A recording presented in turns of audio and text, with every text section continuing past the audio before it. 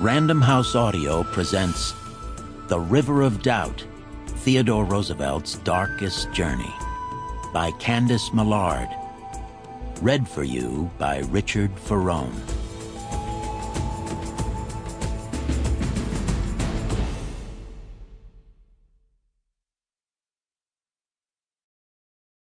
"I don't believe he can live through the night," George Cherry wrote in his diary in the spring of 1914.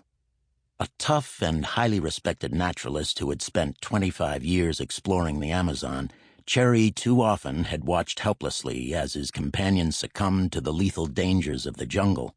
He recognized the approach of death when he saw it, and it now hung unmistakably over Theodore Roosevelt.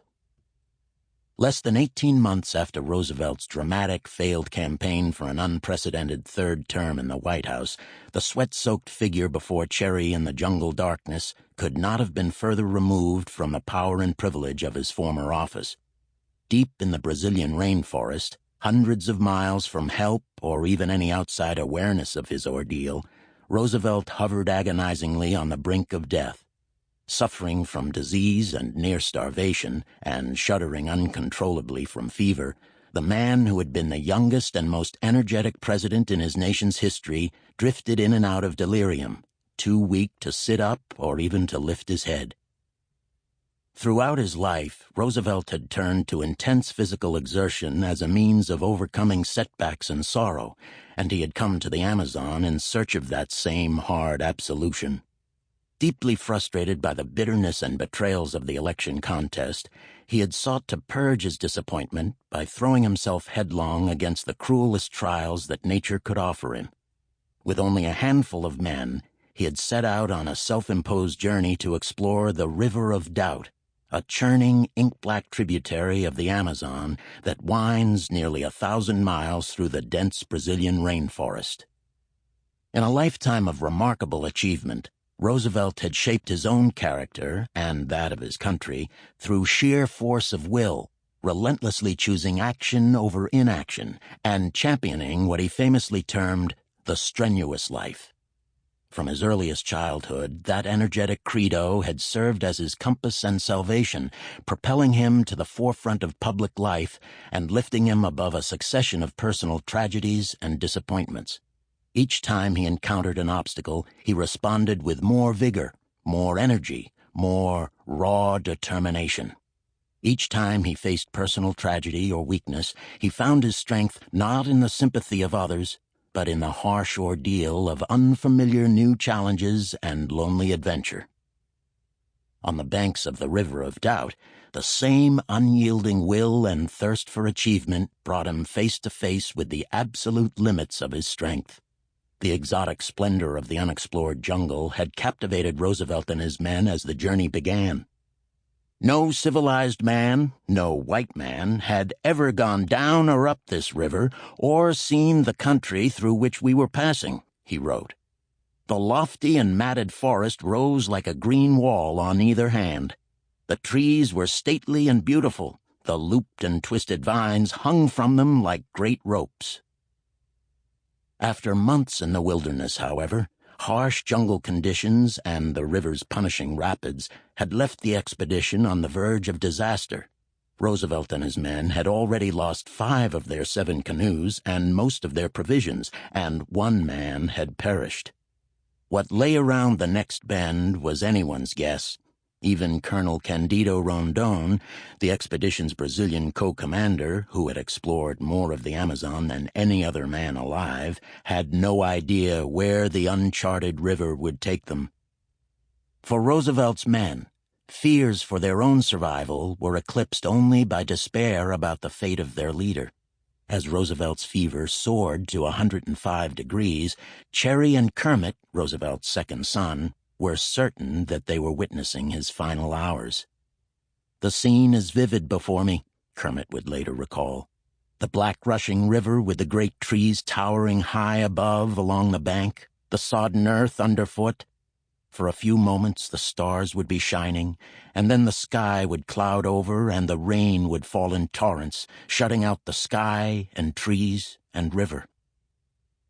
As the fever-racked former president drifted in and out of consciousness, he slipped into a trance-like delirium, reciting over and over again the opening lines to Samuel Taylor Coleridge's Kubla Khan. In Xanadu did Kubla Khan a stately pleasure-dome decree. In Xanadu did Kubla Khan a stately pleasure-dome decree. In Xanadu. Part 1. Breaking Away. Chapter 1. Defeat. The line outside Madison Square Garden started to form at 5:30 p.m., just as an orange autumn sun was setting in New York City on Halloween Eve, 1912. The doors were not scheduled to open for another hour and a half, but the excitement surrounding the Progressive Party's last major rally of the presidential campaign promised a packed house. The party was still in its infancy, fighting for a foothold in its first national election, but it had something that the Democrats had never had and the Republicans had lately lost: the star attraction that drew tens of thousands of people to the Garden that night. Theodore Roosevelt. Roosevelt, one of the most popular presidents in his nation's history, had vowed never to run again after winning his second term in the White House in 1904. But now, just 8 years later, he was not only running for a third term, he was, to the horror and outrage of his old Republican backers, running as a third-party candidate against Democrats and Republicans alike. Roosevelt's decision to abandon the Republican Party and run as a progressive had been bitterly criticized, not just because he was muddying the political waters, but because he still had a large and almost fanatically loyal following. Roosevelt was 5 feet 8 inches tall, about average height for an American man in the early 20th century, weighed more than 200 pounds, and had a voice that sounded as if he had just taken a sip of helium. But his outsized personality made him unforgettable and utterly irresistible. He delighted in leaning over the podium as though he were about to snatch his audience up by its collective collar. He talked fast, pounded his fists, waved his arms, and sent a current of electricity through the crowd. Such unbounded energy and vitality impressed one like the perennial forces of nature, the naturalist John Burroughs once wrote of Roosevelt. When he came into the room, it was as if a strong wind had blown the door open. Not surprisingly, Roosevelt was proving to be dangerous competition for the Democratic candidate, Woodrow Wilson, to say nothing of President William Howard Taft, the lackluster Republican incumbent whom Roosevelt had handpicked to be his successor in the White House 4 years earlier. It was a bitterly contested race, and Roosevelt hoped that this rally, strategically scheduled just a week before Election Day, could help swing the vote in his favor. Before the doors even opened, more than 100,000 people were swarming the sidewalks and choking the surrounding cobblestone streets. Men and boys nimbly wove their way through the crowd, boldly hawking tickets in plain sight of 100 uniformed policemen. The scalpers had their work cut out for them selling tickets in the churning throng. Days earlier, the Progressive Party, nicknamed the Bull Moose Party in honor of its tenacious leader, had posted a "No More Tickets" sign, but brokers and street corner salesmen had continued to do a brisk business. Dollar seats went for as much as $7, roughly $130 in today's money, and the priciest tickets in the house could set the buyer back as much as $100. Inside the auditorium, Edith Roosevelt, every inch the aristocrat with her softly cleft chin and long, elegant neck, was seated in a box above the fray when a mighty roar rose up from the audience, heralding her husband's entrance.